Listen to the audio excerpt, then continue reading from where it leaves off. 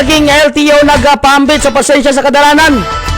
Sa padayon nga pagtaas sa insidente sa kasamok o kagubot sa kadalanan, mitingog ang Land Transportation Office 10 o LTO Region 10 o banang usa ka panawagan nga puno sa kadasig o kahulugan. Patasa ang pasensya ayaw pagpadala sa kasuko.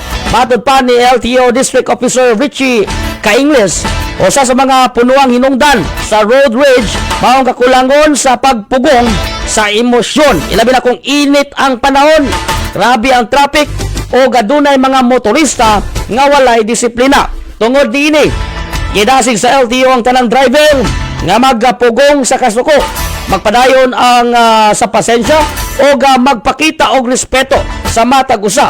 Tungod kay sa kalsada, ang atong respeto makahatag og kinabuhi og ang disiplina mahimong hinungdan sa kaluwasan.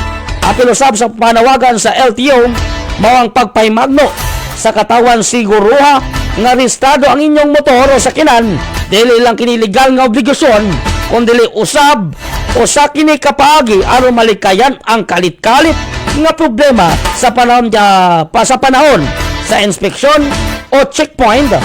O ang LTO Region 10 padayon sa ilang paningkamot aron mapaayo ang disiplina sa kadalanan uban sa mga mensahe sama niini. Ilang gilauman ang motaas ang mga awareness o motubo ang espiritu sa pagtinabangay. Inomdome mga igala, ang kadalanan dili lang para sa atong padulngan kundi usa ka lugar diin magpakita kita og kaisog, pasensya o respeto. Patas ang pasensya ayaw padala sa kasuko.